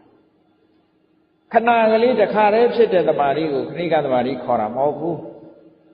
နော်အင်အားရှိလာတယ်ဆိုစင်စစ်မပြတ်မမြဲတဲ့သဘောတွေကိုဆင်ញင်စဉ်းစားတဲ့အခါမှာဖြစ်ခိုက်ကလေးကိုလည်းပြီးဖို့အတွက်စိတ်ကလေးဟာငြိမ်သွားတယ်ချုပ်ခိုက်ကလေးဆိုတဲ့အာယောလေးပေါ်မှာလည်းစိတ်ကလေးကငြိမ်သွားတယ်ဖြစ်ခိုက်ချုပ်ခိုက်တိမ့်တန်းကြရေထိအောင်ဒီတမာတိကဇက်တိုက်ဖြစ်နေတယ်ဆိုရင်သူကလည်းအင်အားကောင်းတဲ့တမာတိတစ်မျိုးဖြစ်လာတယ်လို့ဒီလိုပြောအဲ့ဒီခဏိကတမာတိဟာနာဟိခဏိကတမာတိဝိနာဝိပဿနာနာမသံဘဝတိတဲ့ခဏိကတမာတိမပါဘဲနဲ့ဝိပဿနာမဖြစ်ဘူးဆိုတော့ခဏိကတမာတိဆိုတာဝိပဿနာတမာတိကိုပြောတာလို့ပြောရင်လည်းရတယ်နော်အပ္ပနာတမာတိဥပ္ပစာရတမာတိတို့ဆိုတာကသမထတမာတိတွေကိုပြောတာသမထကျင့်စဉ်ကရတဲ့တမာတိတွေကိုပြောအပ္ပနာတမာဥပ္ပစာရတမာတိနဲ့အပ္ပနာတမာတိကသမထကျင့်စဉ်နဲ့သက်ဆိုင်ခဏိကတမာတိဆိုတာဝိပဿနာနဲ့သက်ဆိုင်တယ်ဝိပဿနာဉာဏ်နဲ့ရှင်တွဲလာတဲ့ဒီတမာတိဟာဒလဆက်ရှုမှတ်နိုင်လာပြီဆိုတဲ့အခါမှာသူကအင်အားတွေကောင်းလာစင်စစ်မပြတ်ဖြစ်ဟောစင်စစ်မပြတ်ဖြစ်သို့တော့ဖြစ်ခိုက်ကလေးတွေမှာဖြစ်တာဖြစ်တော့ကြောင့်အားလုံးစုလိုက်တဲ့အခါစင်စစ်မပြတ်ဖြစ်နေတာဖြစ်တော့ကြောင့်အင်အားရှိတဲ့တမာတိတစ်မျိုးဖြစ်လာတယ်အဲ့ဒီခဏိကတမာတိမပါဘဲနဲ့ဝိပဿနာမဖြစ်ဘူးတဲ့ဝိပဿနာဖြစ်နေရင်လည်းပဲခဏိကတမာတိနဲ့သွားနေတာလို့ဒီလိုမှအဲ့တော့ခဏိကတမာတိရရင်လည်းစိတ်တဝိတ္တုဖြစ်တယ်လို့ဒီလိုဆိုလိုတာပေါ့အဲ့တော့သီလဝိတ္တုစိတ်တဝိတ္တုဒီတစ်ခုရလာပြီဆိုတဲ့အခါကျတော့မှကိုယ့်ကိုဆင်ញင်သုံးသပ်ရတာကိုယ်ခန္ဓာကိုယ်ကြီးကိုဆင်ញင်သုံးသပ်တယ်ဒီအဆင့်ကိုရောက်မှာနော်ကိုယ်ခန္ဓာကိုယ်ကြီးကိုကြည့်လိုက်မယ်ဆိုလို့ရှိရင်လူတိုင်းကိုယ့်ကိုကြည့်လိုက်ကြည့်တဲ့အခါရုပ်ခန္ဓာကိုယ်ကြီးရှိတယ်မဟာဘုတ်၄ပါးနဲ့ကြည်ဆောက်ထားတဲ့ရုပ်ခန္ဓာကိုယ်မဟာဘုတ်၄ပါးနဲ့တည်ဆောက်ထားတဲ့ရုပ်ခန္ဓာကိုယ်ကြီးမဟာဘုတ်၄ပါးဆိုတာတ တဘာဝကိုပြောမယ်ဆိုလို့ရှိရင်နော်ပထဝီဆိုတာမာသဘောပြောသဘောလို့တဘာဝနဲ့ပြောကြတယ်ဒီဆိုအာဘောဆိုတာယူစည်းတဲ့သဘောဖွဲ့စည်းတဲ့သဘောတဘာဝနဲ့ပြောရင်ဒီဇောဆိုတာပူတဲ့သဘောအေးတဲ့သဘောဝါယောဆိုတာလှုပ်ရှားတဲ့သဘောတွန်းကန်တဲ့သဘောလို့ဒါကသဘာဝနဲ့ပြောတာတခါတရံကြတော့အရှိနဲ့ပြောလို့လည်းရမြတ်စွာဘုရားထိုသုတ်တန်နေမှာဟောတဲ့အခါကျဒီခန္ဓာကိုယ်ကြီးဟာမဟာဘုတ်၄ပါးနဲ့တည်ဆောက်ထားတယ်လို့ဆိုတဲ့စကားအရအရှိနဲ့ပြောလို့ရှိရင်ကိုယ့်ကိုစဉ်းစားကြည့်ကိုယ်ခန္ဓာကိုယ်မှာဘာတွေရှိတုံးဆိုအယိုးတွေရှိတယ်နော်အယိုးတွေနဲ့တည်ဆောက်ထားတာမှန်တယ်ခန္ဓာကိုယ်ရဲ့ဒီစကယ်တန်ကြီးပေါ့ frame ကြီးကအယိုးတွေကြီးပဲကောပုတ်ခေါင်းကနေစပြီးတော့ခြေပြားထိချိအယိုးအားလုံးမြင်မှုလိမ့်မယ်အယိုးစုကြီးတွေနော်ကိုယ့်ကိုယ်လည်းအဲ့ဒါကြည့်ပေးပေါ့အယိုးစုကြီးအဲ့ဒီလို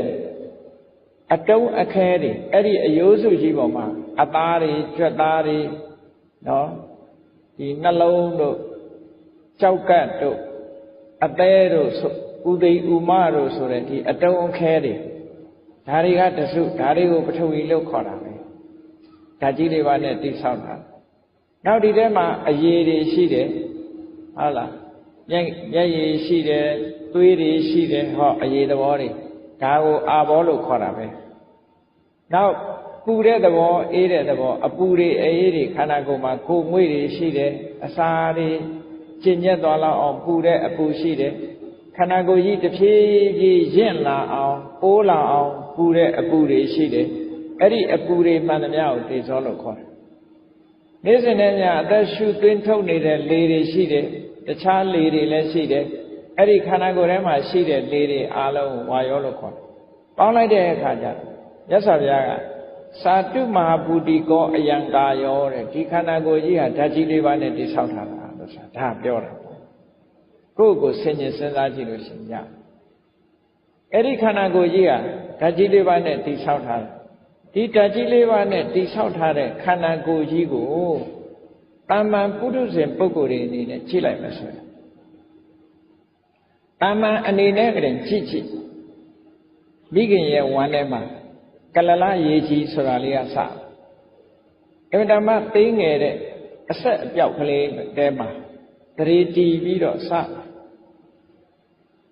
ကလလရေကြီးကနေပြီးတော့နော်အမြုပ်ကနေပြီးတော့သားတစ်ကနေပြီးတော့အမအခုလုံးပြီးတော့မှခက်မှ၅ပြားဆိုတာတဖြည်းဖြည်းပုံတရံပေါ်လာဆိုလိုတာကခန္ဓာကိုယ်ကြီးဖြစ်ပေါ်နေတာကိုလည်းပဲလူတွေသိကြတယ်ဆရာဝန်တွေဆိုရင်တော့ပိုသိတာပေါ့နော်လက်တွေ့သင်ကြားနေရတဲ့အခါမှာပိုသိတာမန်ပုဂ္ဂိုလ်တွေလည်းပဲအမှတ်တမဲ့နေရင်သာမသိတာပါလူရဲ့ခန္ဓာကိုယ်ကြီးဟာရှုပ်ခန္ဓာကိုယ်ကြီးကကြည့်သေးသေးလေးကနေပြီးတော့တဖြည်းဖြည်းကြီးလာတဖြည်းဖြည်းကြီးလာစတင်ဖြစ်လာတာကိုအာစယလို့ခေါ်တယ်အာစယအပစယပါစယဆက်လက်ပြီးတော့ဖြစ်နေမွေးဖွားလာတဲ့နောက်ကြလဲကြည့်မွေးလာတော့ကသေးသေးလေးရဲ့ခမင်းမုံငါတေးစာတွေစားပြီးတော့ကြီးလာလိုက်တာဟော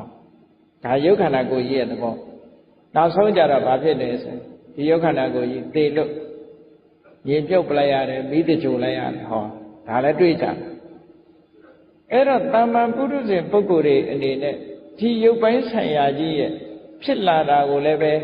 မြင်လို့ရတယ်နောက်ဆုံးပြတ်သွားပြီးတော့မြေမြုပ်တင်းညိုလိုက်ရလို့ပျက်စီးသွားတဲ့အနေအထားမျိုးတွေလည်းမြင်နေရတော့ဒီယုတ်ခန္ဓာကိုယ်ကြီးကိုမမြဲဘူးလို့ပြောဖို့ရအမှန်တမ်းလွယ်ဒီယုတ်ခန္ဓာကိုယ်ကြီးပေါ်မှာတွေ့တာမှုတွေနော်ကိပြတ်ဖို့ဆိုတာဖြစ်နိုင်အမှန်တမ်းမစင်စားမဆင်ခြင်ရင်သာလူတွေကတကယ်စဉ်းစားဆင်ခြင်ကြည့်မယ်ဆိုတော့ဖြစ်လာတာလည်းသိရတယ်ပျက်စီးသွားတာလည်းမြင်နေရတယ်မျက်စိနဲ့တည်းပဲမြင်နိုင်တာဖြစ်သောကြောင့်ဒီယုတ်ခန္ဓာကိုယ်ကြီးရဲ့မမြဲမှုသဘောတွေဟာဓမ္မထင်ရှားတယ်ဒီလိုဆိုလိုတာနော်ဒီအတုတဝါတုတ်တံမှာမြတ်စွာဘုရားဒီလိုဟောတယ် ဒီယုတ်ခန္ဓာကိုယ်ကြီးပေါ်မှာညှင်းငွေ့လာကြတဖြည်းဖြည်းနဲ့ကြီးလာပြီးတဖြည်းဖြည်းနဲ့အိုသွားတယ်နော်တဖြည်းဖြည်းနဲ့အိုသွားပြီးနောက်ဆုံးမှသေဆုံးသွားတယ်ပြစ်လိုက်ရတယ်ဟောဒါတွေကိုကြည့်ပြီးဒီယုတ်ခန္ဓာကိုယ်ကြီးပေါ်မှာညှင်းငွေ့ဖို့တွေ့တာမှုတွေကင်းပြတ်ဖို့ဖြစ်ဖို့လွယ်တယ်ဒါဖြင့်ဖြစ်ဖို့ခက်နေတာကဘာတော့လို့ဆိုလို့ရှိရင်အသိစိတ်ကလေးပေါ်မှာကြတော့လူတွေကဖြစ်တာပြက်တာကိုမမြင်နိုင်ကြဘူးမမြင်နိုင်သည့်အတွက်ကြောင့်အသိစိတ်ကလေးနဲ့ပတ်သက်လာတဲ့အခါကျတော့တွေ့တာမှုတွေအလွန်ကြီးတယ်မငြင်းငွေ့နိုင်ကြဘူးဟုတ်တယ်လူတွေကရုပ်ပေါ်တာငြင်းငွေ့တာစိတ်ပေါ်ကြတော့မငြင်းငွေ့မငြင်းငွေ့လို့ရေပေါ်ရအပြင်ပြောမယ်ဆိုလို့ရှိရင်လူတွေမှာသေသွားလို့ရှိရင်ဒီဝိညာဉ်ကောင်လေးအသိစိတ်လေးလိုဟာမျိုးဝိညာဉ်ကောင်လေးဟာဒီခန္ဓာကိုယ်တွေကထွက်သွားပြီးတော့နောက်ဘဝဝင်စားတယ်လို့တောင်ယူဆကြတယ်လေသာဝရမြဲတဲ့အရာလို့ဒီလိုထင်ကြတာဒါအများထင်တာကိုမြတ်စွာဘုရားပြောအဲ့ဒီစိတ်လေးပေါ်မှာညှင်းငွေ့တာကိုမညှင်းငွေ့နိုင်ကြဘူးတဲ့တတ္တဝါတွေဟာတွေ့တာမှုတွေအားချီးကြတယ်လူတွေကကိုယ်စိတ်ကိုပြောကြငါစိတ်ဟောဒီလိုတွေ့တာမှုတွေအားကြီးပြီးတော့စိတ်လေးကအိုသွားတာလည်းမရှိဘူးနော်စိတ်လေးမှာရုပ်တရမရှိသည့်အတွက်ကြောင့်ခေါင်းဖြူတာလည်းမတွေ့ရဘူးသွားကျိုးတာလည်းမရှိဘူးဒါကြောင့်လို့စိတ်ကလေးပေါ်မှာမငြင်းငွေ့ကြဘူးသို့တော့ဒီနှစ်ခုကိုရှင်ကြည့်လိုက်ရုပ်ခန္ဓာကိုယ်နဲ့စိတ်နဲ့ဒီနှစ်ခုကိုရှင်ကြည့်လိုက်မယ်ဆိုရင်ဘယ်သူကကြာကြာရှိတုံးဆိုရုပ်ခန္ဓာကြီးကကြာကြာရှိတယ်ကြည့်လေလူတွေဟာမွေးဖွားလာပြီးတဲ့အခါမှာတချို့ကအသက်80 90 100ထိအောင်နေလို့ရသူ့ကိုနှစ်ပေါင်းများကြီးတွေ့နေရရုပ်ခန္ဓာကိုယ်ကြီးကရှိတယ်ရုပ်ခန္ဓာကိုယ်ကြီးကရှိနေသည့်အတွက်ကြောင့်ဒီစိတ်ကလေးကြတော့အဲ့ဒါတော့ရှိတာမဟုတ်ဘူးစိတ်ဆိုတာအခုဖြစ်ရင်အခုပြတ်သွားတယ်အခုဖြစ်ပြီးတော့အခုပြတ်သွားအဲ့တော့မြတ်စွာဘုရားကပြောတယ်ရုပ်ခန္ဓာကိုယ်ကြီးပေါ်မှာတွေ့တာရင်တွေ့တာမယ်ဆိုရင်တော်သေးတယ်တဲ့ဘာဖြစ်လို့တော့ဆိုတော့ရုပ်ခန္ဓာကိုယ်ကြီးက10နှစ်အနှစ်20အနှစ်30အနှစ်40အနှစ်50 60 100တွေ့နေရတယ်စိတ်ကလေးကြတော့အဲ့ဒါလောက်တောင်တွေ့တာမဟုတ်ဘူးတဲ့အခုဖြစ်ပြီးအခုပြတ်သွားနေ့အခါမှာဖြစ်တဲ့စိတ်ကညပါမလာဘူးညဖြစ်တဲ့စိတ်ကနေပါမလာဘူးဟောဘာနဲ့ဥပမာတူတော့ဆိုရင်စိတ်ဟာမြောက်နဲ့အလားတရံတူတယ်မြောက်ဆိုတဲ့ကောင်ကတစ်ပင်ပေါ်မှာရောက်လို့ရှိရင်အငြိမ်မနေဘူးဒီတစ်ကိုင်းလှမ်းကိုင်းလိုက်ဟိုတစ်ကိုင်းဆွဲလိုက်ဒီတစ်ကိုင်းလွတ်လိုက်နဲ့တစ်ကိုင်းတစ်ခုလွတ်လိုက်နောက်တစ်ကိုင်းတစ်ခုဆွဲကိုင်းလိုက်နဲ့ဒီလိုတနေ့ကုန်ရောက်ရခတ်နေတဲ့သရဝါတကောင်အဲ့ဒါမျိုးလိုပဲစိတ်ဟာလည်းပဲဒီတိုင်းပဲတဲ့ဒီအာယုံတစ်ခုကိုလှမ်းကိုင်းလိုက်နောက်အာယုံတစ်ခုကိုပြောင်းလိုက်ဒီအာယုံတစ်ခုကိုလွတ်လိုက်နောက်အာယုံတစ်ခုကိုပြောင်းလိုက်နဲ့မြင်တဲ့အာယုံနောက်လိုက်လိုက်ကြားတဲ့အာယုံနောက်လိုက်လိုက်အနံ့ရတဲ့အာယုံနောက်လိုက်လိုက်အရသာအာယုံနောက်လိုက်လိုက်နဲ့စိတ်တွေအမျိုးမျိုးပြောင်းလဲပြီးတော့အခုတစ်မျိုးအခုတစ်မျိုးဖြစ်နေတဲ့စိတ်တွေတဲ့အဲ့ဒီသဘောကိုကြည့်မယ်ဆိုလို့ရှိရင်စိတ်ဟာဘယ်လိုမှဒီကြာရှည်တဲ့အရာမဟုတ်သည့်အတွက်ကြောင့်စိတ်ကိုငါရဲ့အတ္တသာဝရလို့မဆွဲလန်းနိုင်ဘူးတဲ့ဒီအချက်ကိုကြည့်မယ်ဆိုလို့ရှိရင်လုံးဝကိုဆွဲလန်းနိုင်တဲ့အရာမဟုတ်ဘူးလို့ဒီလိုဆင်ញင်သုံးသပ်မှုကိုပြောတာအဲ့ဒါလို့ရှင်းရှင်းလင်းလင်းကြီးမြင်လာအောင်မြတ်စွာဘုရားကဘာကိုနှလုံးသွင်းရမလဲစိတ်နဲ့ယုံနဲ့ကွဲကွဲပြားပြားသိလာပြီးတဲ့နောက်မှာအကြောင်းတရားတွေကိုဆင်ញင်သုံးသပ်ပေးဖို့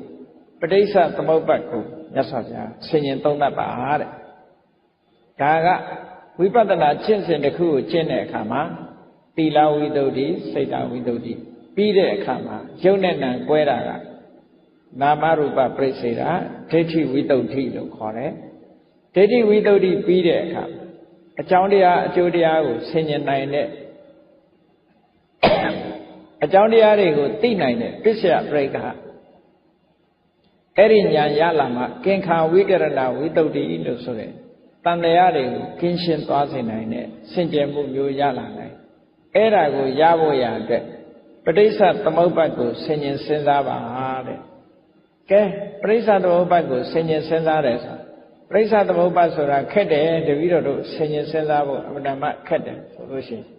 ပဋိစ္စသမုပ္ပါဒ်ကိုအလွယ်တကူသဘောပေါက်နိုင်တဲ့နည်းလေးနဲ့မြတ်စွာဘုရားဟောထားတာရှိတယ်အကြောင်းလေးကြောင်းကိုအရင်မှတ်ရနော်ဣမသမိန်တတိဣရံဟောတိနံပါတ်1ကဒီအကြောင်းတရားရှိလို့ဒီအကျိုးတရားရှိဒါရှိလို့ဒါရှိတယ်ပေါ့တမန်ပြန်မယ်ဆိုရင်ဒါရှိနေဒါရှိကဲစဉ်းစားကြည့်တစ်ပင်ရှိနေလို့ရှိရင်တစ်ပင်ရိပ်ဆိုတာရှိတစ်ပင်ကိုခုတ်ပြလိုက်ရင်တစ်ပင်ရိပ်ဟာရှိပါအောင်မရှိဘူးတစ်ပင်ရှိနေရင်တစ်ပင်ရိပ်ရှိအခုကြည့်တရားစစ်မီးရှိနေတဲ့များကာလပတ်လုံးအလင်းရောင်ရှိတရားစစ်မီးမရှိတော့ဘူးဆိုရင်အလင်းရောင်လည်းမရှိတော့ဒါရှိလို့ဒါရှိတယ်ဆိုတာကြည့်အကြောင်းပေါ်မှာယက်တည်နေရပုံကို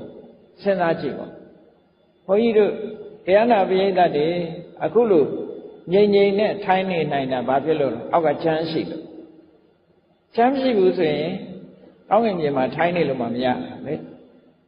ဒါရှိလို့ဒါရှိတယ်ဆိုတဲ့သဘောဟာဒါပရိစ္ဆေသမုပ္ပါဒ်ကိုအတော်ကျုပ်ပြောတယ်အကြောင်းတရားရှိနေသည့်အတွက်ကြောင့်အကျိုးတရားရှိနေဣမတဥပ္ပါဒာဣဒံဥပ္ပိစတိဒီအကြောင်းတရားဖြစ်ပေါ်နေခြင်းကြောင့်ဒီအကျိုးတရားဖြစ်ပေါ်နေဆိုပါတော့တရားစစ်မီးရှိနေခြင်းကြောင့်အလင်းရောင်ဟာဖြစ်ပေါ်နေတရားစစ်မီးဖြစ်လာခြင်းကြောင့်အလင်းရောင်ဟာဖြစ်ပေါ်နေတယ်ဣမသမိန်အတတိဣဒံနာဟောတိဒါမရှိတော့ရင်ဟိုဟာလည်းမရှိတော့တရားစစ်မီးမရှိတော့ရင်အလင်းဆိုတာမရှိတော့နေမရှိတော့ရင်အလင်းဆိုတာမရှိတော့ဟောဒီလိုဆိုလို့ဣမတနေရောဓဣဒံနေရုစတိဒါချုပ်သွားလို့ရှိရင်ဟိုဟာလည်းချုပ်ဟောတရားစစ်မီးပြတ်တောက်သွားတယ်ဆိုရင်အလင်းရောင်မှပြတ်တောက်သွားတယ်ဒီသဘောကိုပြောတာနော်အကြောင်းနဲ့အကျိုးဆိုတာတစ်ခုနဲ့တစ်ခုဆက်ဆက်ပြီးတော့မိတွဲနေရတဲ့သဘောကိုပြောပြပရိစ္ဆေသမုပ္ပါဒ်ဆိုတာချင်းညို့အဖြစ်ဒါပဲဒီအကြောင်း၄ခုနဲ့ပြောတာနော်အဲ့တော့ကိုယ့်ကိုယ်ဆင်ញင်စဉ်းစားကြည့်ဖို့ပရိစ္ဆေသမုပ္ပါဒ်နဲ့ဆင်ញင်စဉ်းစားကြည့်ဖို့မြတ်စွာဘုရားဒီလိုဟောတာပရိစ္ဆေသမုပ္ပါဒ်အပြည့်စုံအလုံးကိုသိနေတာအဝိဇ္ဇာပစ္စယသင်္ခါရသင်္ခါရပစ္စယဝိညာဏအဖြစ်ဘက်ကလည်းအချုပ်ဘက်ကကြည့်တဲ့အခါကျတော့အဝိဇ္ဇာခြုံငိမ့်သွားလို့ရှိရင်သင်္ခါရခြုံငိမ့်သွားတယ်ဆိုချုပ်ဘက်ကနေပြောတာဒါရှိလို့ဒါဖြစ်လို့ဟိုဟာဖြစ်ရတယ်ဆိုတာအဖြစ်ဘက်ကဒါမရှိတော့ရင်ဟိုဟာမရှိတော့ဘူးဆိုတာချုပ်ပဲနော်ကဲပရိစ္ဆေသမုပ္ပါဒ်ကိုအရာစကားနဲ့နားလည်အောင်ရှုမြင်သုံးသပ်တတ်ဖို့ပြောရမယ်ဆိုလို့ရှိရင်အဝိဇ္ဇာဆိုတာဘာလဲလို့ဆိုစာလို့ပြလို့ပြောနေရင်ခက်နေမစိုးလို့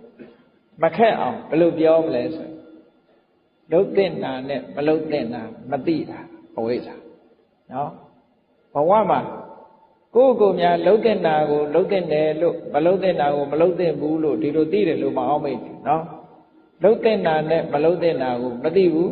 မသိသည့်အတွက်ကြောင့်မလုံးတဲ့နာကိုလုံးတဲ့တယ်လို့ထင်တယ်လုံးတဲ့နာကြတော့မလုံးတဲ့ဘူးလို့ထင်တယ်ထင်သည့်အတွက်ကြောင့်လုံးတဲ့နာကိုမလုံးဖဲနေတယ်မလုံးတဲ့နာကြတော့လုံးပြီးတယ်ဆိုတာဖြစ်တယ်ပေါ့အဲ့ဒါဟာဘာလို့ဆိုအဝိဇ္ဇာစာလို့ပြောမယ်ဆိုရင်အမှန်တရား၄ခုကိုမသိတာအဝိဇ္ဇာဒုက္ခကိုမသိဘူးဒုက္ခဖြစ်ကြောင်းတရားကိုမသိဘူးဒုက္ခချုပ်ငြိမ်းမှုကိုမသိဘူးဒုက္ခချုပ်ငြိမ်းရာနိလန်းကိုမသိဘူးဆိုတာဓမ္မတိခြင်း၄ခုဒါကဆေးပညာရှုထောင့်ကနေပြောမယ်ဆိုရင်လူတယောက်ယောဂဖြစ်ယောဂကိုမသိဘူးဒုက္ခကိုမသိတာနဲ့ယောဂမသိတာအတူတူပဲဒီယောဂဘာကြောင့်ဖြစ်တယ်လို့မသိတာနဲ့ဒုက္ခသမုဒယကိုမသိတာအတူတူပဲဒီယောဂပျောက်မှုကိုမသိတာဒုက္ခនិရောဓမသိတာနဲ့အတူတူပဲပျောက်မဲ့ဆေးဝါးနိလန်းကိုမသိတာဒုက္ခនិရောဓဂါမိနိမသိတာနဲ့အတူတူပဲဒီလိုဆိုလို့တာနော်အမှန်တမ်းမြတ်စွာဘုရားဟောတဲ့တရားလူသားတွေအတွက်အမှန်တမ်းရိုးရှင်းတယ်သို့တော့မြင်ဖို့ခက်တယ်ဘ ဒါပဲလို့မမြင်လဲလို့ဆိုရင်ညာတော့အဖြစ်တတ္တဝါတွေဟာတတိတံစင်ညကင်းမဲ့နေလို့မမြင်တာအမတ်တမဲ့နေတတ်တဲ့ဝါဒနာကြီးကရှိငါဟာဆိုတဲ့အတွေးတွေလွှမ်းမိုးပြီးတော့အမတ်တမဲ့နေအမတ်တမဲ့နေသည့်အတွက်ကြောင့်ရိုးရှင်းနေတော့လဲခက်ခဲနေတတ်တယ်ပေါ့အေးကောင်းပြီတို့တွေဟာလွန်ခဲ့တဲ့ဘဝတုန်းကလှုပ်တဲ့နာနဲ့မလှုပ်တဲ့နာမသိခဲ့ကြဘူးမသိသည့်အတွက်မသိတော့ဘာဖြစ်လဲလှုပ်ပြီးလှုပ်ရလှုပ်တယ်ကောင်းတာလဲလှုပ်တာပဲမကောင်းတာလဲလှုပ်တယ်အဲ့တော့မသိတာကအဝိဇ္ဇာလှုပ်ပြီးလှုပ်ရလှုပ်တာသင်္ခါရဒီလိုဆိုတာနော်ဟုတ်ပြီလှုပ်လိုက်ရင်သစ္စာဆိုတာလာတာပဲလေအကျိုးတစ်ခုကတော့ဖြစ်လာလှုပ်ပြီးလှုပ်ရလှုပ်လိုက်တယ်လှုပ်လိုက်တော့အကျိုးတစ်ခုပေါ်ထွက်လာတယ်သင်္ခါရပစ္စယဝိညာဏဘဝတစ်ခုအစာပြုတ်လာအသိစိတ်တွေတရေစိတ်တွေကစတရေစိတ်လေးစလိုက်တာနဲ့သူနဲ့တွဲဖက်လာတဲ့ယုတ်တိနာတွေပါလာတယ်ဝိညာဏပစ္စယနာမရူပံယုတ်တိနာတွေယုတ်တိနာတွေကကြီးထွားလာတဲ့အခါကျတော့ယုတ်နံတွေပါလာပြီဆိုရင်ယုတ်နံတွေကြီးထွားလာတဲ့အခါဘာတွေဖြစ်တုံးဆိုဆက်သွယ်ရေးအင်္ဂါရက်တွေပါလာနာမရူပပစ္စယတလာရဲ့ဆက်သွယ်ရေးအင်္ဂါရက်ဘယ်နှခုရှိတုံးဆို6ခုရှိစာလုံးမမှတ်တတ်ရင်ကိုယ်မြန်မာလိုပဲမှတ်မျက်လုံးရယ်နှာခေါင်းနားရယ်နှာခေါင်းရယ်လျှာရယ်နော်ကိုယ်ရယ်စိတ်မျက်စိနားနာလျှာကိုယ်စိတ်အဲ့ဒါကိုတလာယတနာလို့ခေါ်တယ်ယုံနံနေထဲမှာဘာပါလာတော့မျက်စိပါလာတယ်နားပါလာတယ်နှာခေါင်းပါလာတယ်လျှာပါလာတယ်ကိုယ်ပါလာတယ်စိတ်ပါဟောကဲမျက်စိပါလာတော့ဘာဖြစ်လဲမျက်စိပါလာတော့မြင်စရာအာယုန်နဲ့ဆက်သွယ်လာတယ်နားပါလာတော့အတန်နဲ့ဆက်သွယ်လာတယ်နှာခေါင်းပါတော့အနတ်နဲ့ဆက်သွယ်လျှာပါတော့အရသာနဲ့ဆက်သွယ်ခန္ဓာကိုယ်ပါလာတဲ့အခါကျတော့အထီးအတွေ့အာယုန်နဲ့ဆက်သွယ်စိတ်ပါလာတော့အတွေးအာယုန်နဲ့ဆက်သွယ်လာတယ်ဟောပြင်မဲ့ကအာယုန်နဲ့ဆက်သွယ်လာတာပဲလေလူဆိုတာဒီတိုင်းပဲလေအဲ့ဒါကိုပြောတာဆက်သွယ်မှုရလာတာတလာယရဏပစ္စယဖတ်တော့အာယုန်နဲ့ထိတွေ့လာခဲ့တယ်မျက်စိနဲ့အဆင်းနားနဲ့အသံနော်လျှာနဲ့အရသာနှာခေါင်းနဲ့အနတ်လျှာနဲ့အရသာခန္ဓာကိုယ်နဲ့အထိအတွေ့အသိစိတ်နဲ့သိเสียအာယုန်ဒါတွေကဆက်သွယ်လာတဲ့အခါကျတော့ဘာဖြစ်လဲဆိုအာယုန်နဲ့ပတ်သက်တဲ့အတွေ့အကြုံတွေရခံစားမှုလို့ပြောရင်လည်းပြောအတွေ့အကြုံတွေရဝေဒနာဖတ်တပစ္စယဝေဒနာဒါကိုစဉ်းစားကြည့်ပေါ့ဟုတ်မဟုတ်မျက်စိကမြင်လိုက်တဲ့အခါပြင်မဲ့အာယုန်နဲ့ကိုယ်စိတ်နဲ့ဆက်သွယ်မိသွားတဲ့အခါမှာခံစားချက်လေးတွေပေါ်လာကောင်းတဲ့အာယုန်လေးတွေ့လိုက်လို့ရှိရင်စိတ်ကပျော်သွားတယ်မကောင်းတဲ့အာယုန်ပေါ်လာလို့ရှိရင်စိတ်ကမပျော်ဟောစိတ်ထဲမှာခံစားမှုလေးတွေမတူညီတဲ့ခံစားမှုရိုးနေတဲ့အာယုန်တွေ့ရင်လည်းဘာမှမဖြစ်ဘူးဟာကြုံနေကြအာယုန်ကြအဲ့တော့ပျော်သွားတယ်ဆိုတာသောမနတဒုက္ခဝေဒနာမပျော်ဘူးဆိုတာမကြိုက်ဘူးဆိုတာဒုက္ခဝေဒနာပျော်တာလည်းမဟုတ်ကြိုက်တာလည်းမဟုတ်ဘူးဆိုလို့ရှိရင်မကြိုက်တာလည်းမဟုတ်ဘူးဆိုရင်ဥပေက္ခဟောဖတ်တာပစ္စယဝေဒနာဆိုတာဖြစ်လာတာဒါလူသဘာဝတရားတွေမှန်တယ်များဒီတိုင်းကြီးပဲအကုန်လူတွေတည်းမကဘူးတရားတွေလည်းဒီတိုင်းဒါကိုပြောတာပရိစ္ဆသမုပ္ပါကနော်တရေစိတ်လေးပေါ်လာတဲ့အခါယုတ်တိနံတွေရလာတယ်ယုတ်တိနံတွေရလာတဲ့အခါမှာဒီအာယုန်နဲ့ဆက်သွယ်တဲ့အင်္ဂါရက်တွေပါလာတယ်အင်္ဂါရက်6မျိုးပါလာတဲ့အခါဆက်သွယ်မှုတွေလှုပ်လာတဲ့အခါမှာအာယုန်ရဲ့ဒီအထီးအတွေ့အကြုံတွေရလာတယ်ကဲရလာတော့ဒီနေရာတွေရသလားလို့ဆိုတော့မရဘူးရလာတဲ့အခါမှာလူကဘာဖြစ်တယ်ဆိုကြိုက်တာလေးတွေးလို့ရှိရင်ထပ်လို့ခြင်းလားရခြင်းလားလေနောက်ထပ်အဲ့ဒါကိုတဏှာလို့ပြောတာဝေဒနာပစ္စယတဏှာကြိုက်တဲ့အာယုန်လေးကြထပ်လိုခြင်းလားလိုခြင်းလာတဲ့အခါဒီနေရာတွေရလာလို့ဆိုမရဘူးဝေဒနာတဏှာပစ္စယဥပါဒနာစိတ်ထဲမှာစွဲနေ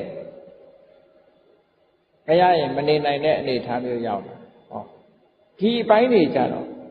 ဒီတရားတွေမှာဒီဖတ်တာပစ္စယဝေဒနာဆိုတဲ့အဆင့်ကလေးတွေမရနိုင်တော့ပဲနဲ့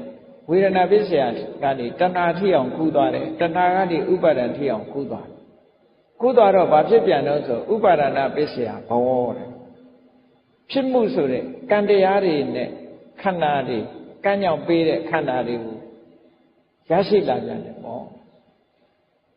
ဆွလတ်မှုကိုအကြောင်းပြုပြီးတော့လူတွေဟာအကောင်းဆိုးတွေပြန်လှုပ်လာကြပြန်အဲ့ဒီလှုပ်လာတာကိုပဲကမ္မဘဝလို့ပြောတာလှုပ်လာလို့ခန္ဓာတွေရလာအဲ့ဒါကိုဥပပတ္တိဘဝလို့ပြောတာဒီနေရာဘဝတစ်ခုကိုတည်ဆောက်မှုဖြစ်သွားဘဝတစ်ခုတည်ဆောက်လာတဲ့အခါဘာဖြစ်တုံးဆိုဘဝပစ္စယဇာတိမွေးဖွားခြင်းဆိုတာထပ်လာပြန်မွေးဖွားခြင်းလာရင်ဘာဖြစ်တယ်ဇာတိပစ္စယစရာမရဏအိုခြင်းနဲ့သိခြင်းဆိုတာရှောင်လွဲလို့မရဘူးဒါပရိစ္ဆေသမုပ္ပါဒ်ပဲလေဒီလိုဆင်ញင်စဉ်းစားတတ်လို့ရှိရင်ဒါအကြောင်းနဲ့အကျိုးဒါရှိလို့ဟွာရှိအမှန်မသိလို့လုံးပြီးလုံးရလုံးတယ်ဟောအမှန်မသိခြင်းရှိနေသေးသမျှကာလပတ်လုံးလုံးပြီးလုံးရလုံးတာတွေလုံးနေအောင်မှာဆိုလိုတာကအဝိဇ္ဇာရှိနေသမျှသင်္ခါရရှိနေမှာပဲလို့ဒီလိုပြောတာစာလို့ပြောတော့အဲ့လိုပြောတာအရာပြောမယ်ဆိုရင်အမှန်မသိလို့လုံးပြီးလုံးရလုံးတယ်မသိလို့လုံးပြီးလုံးရလုံးတယ်အဲ့တော့မသိတာရှိနေသမျှလုံးပြီးလုံးရလုံးတာတွေလုံးနေမှာပဲလုံးပြီးလုံးရလုံးနေသမျှကာလပတ်လုံးဘဝဆိုတာဖြစ်လာဘဝပရိသလာမှတော့နာနဲ့ယုတ်တွေရှိလာမှာနာယုတ်တွေရှိနေရင်တော့အော်ဂန်တွေပါလာမှာပဲအော်ဂန်တွေပါလာလို့ရှိရင်တော့ဆက်သွယ်မှုတွေဖြစ်လာမှာပဲဆက်သွယ်မှုတွေဖြစ်လာလို့ရှိရင်အာယုံရဲ့နဲ့ထိတွေ့ပြီးတော့ခံစားမှုတွေပေါ်လာမှာပေါ်လာရင်လူကျင်မှုတွေနောက်ကဆက်လာလူကျင်မှုတွေရှိလာရင်တွေ့တာမှုတွေနောက်ကလိုက်လာတွေ့တာမှုတွေရှိနေသမျှဘဝမှာကျိုးစားအထောက်မှုဆိုတဲ့ကမ္မဘဝတွေရလာတဲ့ခန္ဓာလို့ဆိုတဲ့ဥပပတ္တိဘဝတွေဖြစ်ဘဝကြီးတစ်ခုကဖြစ်နေအောင်ပါပဲဒီသဘောတွေကိုပြောတာနော်ဒါပရိစ္ဆေသမုပ္ပါဒ်ကိုလက်လန်းနေသလောက်ဆင်ញင်စဉ်းစားကြည့်ဘဝဒီတိုင်းဖြစ်နေတာဆိုတာဆင်ញင်စဉ်းစားကြည့်ရအဲ့တော့ဆင်ញင်စဉ်းစားကြည့်တော့ဒီလိုစဉ်ဆက်မပြတ်ဖြစ်ပြီးနောက်ဆုံးမှာဇာတိပစ္စယစရမရဏအိုခြင်းသိခြင်းဆိုတဲ့ဒီဒုက္ခနဲ့ပဲဘဝတစ်ခုဟာအဆုံးသတ်တယ်လို့ဆိုတော့ဒါကြီးကိုရပ်ပစ်ခြင်းဘယ်လိုလုပ်ရဒါကြီးကိုရပ်ပစ်ခြင်းနောက်ကြောင်းပြန်ကြည့်လိုက်မွေးဖွားတာရှိနေသမျှအိုရာသေးတာရှိမှာအဲ့တော့အိုရာသေးတာမရှိအောင်မလုပ်ရဇာတိမရှိအောင်လုပ်ရမွေးဖွားတာမရှိအောင်ဒါဖြင့်မွေးဖွားတာမရှိအောင်မလုပ်ရကမ္မဘဝဆိုတာမဖြစ်အောင်လုပ်ရကံတရားတွေမဖြစ်အောင်ကမ္မဘဝမရှိရင်မရှိအောင်ဘာကိုဖယ်ရမလို့ဆိုဥပါဒံဖယ်ရဒါဖြင့်ဒီဥပါဒံကိုမဖြစ်အောင်ဘာကိုဖယ်ရမလို့ဆိုတဏှာကိုဖယ်ရဒီလိုဆိုလို့တယ်အစဉ်လိုက်ဆက်ပြီးတော့သွားတာနောက်ဆုံးမှာအဝိဇ္ဇာမရှိတော့ဘူးဆိုမှသင်္ခါရဆိုတဲ့တရားတွေလည်းမရှိတော့ဘူးဆိုတဲ့အဓိပ္ပာယ်ရအဲ့ဒါလို့အကြောင်းနဲ့အကျိုးဆက်သွယ်ပြီးတော့အခုလိုဝိဇ္ဇာကြီးဖြစ်နေတာတဏှာမှာပရိစ္ဆေသမုပ္ပါဒ်ဒီလေပတ်နေတယ်ဆိုတဲ့အဓိပ္ပာယ်ပဋိစ္စသမုပ္ပါဒလို့ဆိုတဲ့အဓိပ္ပာယ်ကပဋိစ္စဆိုတာအကြောင်းတစ်ခုကိုအစွဲပြုပြီးတော့သမုပ္ပါဒအကျိုးတရားတွေကိုထုတ်လုပ်နေတဲ့အကြောင်းတရားသို့မဟုတ်ထုတ်လုပ်ခြင်းလို့ဒီလိုအဓိပ္ပာယ်ရပဋိစ္စသမုပ္ပါဒဆိုတာအကြောင်းတရားကိုပြောတာပဋိစ္စသမုပ္ပန္နဆိုတာအကျိုးတရားကိုပြောတာဒီစကားလုံးနှစ်ခုခွဲခြားပြီးတော့မှတ်ပဋိစ္စသမုပ္ပါဒကအကြောင်းတရားကိုပြောတယ်ပဋိစ္စသမုပ္ပန္နဆိုတာအကြောင်းတရားကြောင့်ဖြစ်ပေါ်လာတဲ့အကျိုးတရားတွေကိုပြောတာအကြောင်းနဲ့အကျိုးသည်ဆက်ဆွယ်ပြီးတော့နေတယ်အကြောင်းဖြစ်လိုက်အကျိုးဖြစ်လိုက်ဒီလိုဆိုလို့တာဒါလည်းပဲအမတ္တမထင်ရှားတာပေါ့လူတွေပဲကြည့်ပါအောင်တော့အမေဖြစ်လိုက်သမီးဖြစ်လိုက်မရှိဘူးလားနော်သမီးဖြစ်လိုက်အမေဖြစ်လိုက်ပဲလေကို့အမေကိုကြည့်ရင်ကိုကသမီးပဲပေါ့နော်ကို့သမီးကြည့်တဲ့အခါကိုကအမေဖြစ်ပြန်ဒီလိုပဲပရိစ္ဆေသမုပ္ပါဒ်မှာလည်းပဲအဲ့တိုင်းပဲအကြောင်းဖြစ်လိုက်အကျိုးဖြစ်လိုက်ပဲစဉ်ဆက်မပြတ်အခုလိုသွားနေတာအေးအဲ့ဒါကိုရှုမြင်သုံးသပ်နိုင်ပြီဆိုလို့ရှိရင်မြဲတဲ့အရာဆိုတာတခုမှမရှိဘူးလို့ရှင်းရှင်းလင်းလင်းကြီးမြင်လာပြီဆိုတဲ့အခါနောက်ဆုံးရှုတရားပေါ်မှာလည်းပဲတွေ့တာမှုတွေကင်းပြတ်လာမယ်ဝေဒနာဆိုတဲ့ပုံမှာလည်းတွေ့တာမှုတွေကင်းပြတ်လာမယ်တင်ညာလို့ဆိုတဲ့ခန္ဓာပေါ်မှာလည်း တွေ့တာမှုတွေကင်းပြတ်လာမယ်သင်္ခါရဆိုတဲ့ခန္ဓာပေါ်မှာလည်းတွေ့တာမှုတွေကင်းပြတ်လာမယ်ဝိညာဏလို့ဆိုတဲ့ခန္ဓာပေါ်မှာလည်းတွေ့တာမှုတွေကင်းပြတ်ဘာဖြစ်လို့ကင်းပြတ်လာတော့ဆိုဒီတဘာဝတရားတွေဟာဖြစ်ပြီးတော့ပြတ်သွားတဲ့အရာတွေဖြစ်လို့ဖြစ်ချင်းပြတ်ချင်းဆိုတာတွေအများအားနှိမ့်ဆက်နေလို့ငါလုံနိုင်တာတခုမှမပါတာဖြစ်သောကြောင့်နေတံမမဒါကဟာလည်းမဟုတ်ဘူးနေသောဟမတမိငါလည်းမဟုတ်ဘူးနမေသောအတ္တငါရဲ့အတ္တလည်းမဟုတ်ဘူးလို့ဝိပဿနာဉာဏ်နဲ့မှန်မှန်ကန်ကန်ရှုမြင်နိုင်မှခုနကတွေ့တာမှုဆိုတာရှော့ချနိုင်မှာဖြစ်တယ်တွေ့တာမှုကိုရှော့ချနိုင်မှစိတ်နှလုံးပူပန်မှုဆိုတာကြောက်ခဲမှာဖြစ်တယ်ပေါ့တွေ့တာမှုရှိနေသေးသမျှကာလပတ်လုံးစိတ်ပူပန်မှုဆိုတာဘယ်တော့မှပြောက်မှာမဟုတ်ဘူးတဲ့အဲ့တော့စိတ်ပူပန်မှုကနေလွတ်မြောက်အောင်ကျင့်ဆောင်ဖို့ဆိုလို့ရှိရင်ဘာကိုလုံးဝမှာတော့လို့ဆိုရင်တွေ့တာမှုဖယ်ရမယ်တွေ့တာမှုကိုဖယ်ခြင်းရင်ဘာလို့อ่ะအမှန်တွေ့တာတဲ့အရာတွေကိုအမှန်သိအောင်ဆင်ញင်သုံးသပ်တတ်တယ်လို့ဆိုလိုတာပဲဆင်ញင်သုံးသပ်လို့အမှန်သိပြီဆိုလို့ရှိရင်တွေ့တာမှုတွေမရှိတော့တွေ့တာမှုမရှိဘူးဆိုလို့ရှိရင်တောကမလာတော့တောကမလာရင်စိတ်နှလုံးပူပန်မှုဆိုတာမလာတော့ဘူးလို့ဒီလိုကြောင်းကျိုးဆက်နေတဲ့သဘောတွေကြည့်ပြီးတော့ဘုရားမြတ်စွာကမှန်ကန်တဲ့ကျင့်စဉ်တစ်ခုကိုဟောကြားညွှန်ပြတာဖြစ်ပါတယ်။တန်ရုပ်ပါဠိတော်မှာလာတဲ့အတုတဝါတုတ်ကြည့်မယ်ဆိုလို့ရှိရင်မြတ်စွာဘုရားဒီအတိုင်း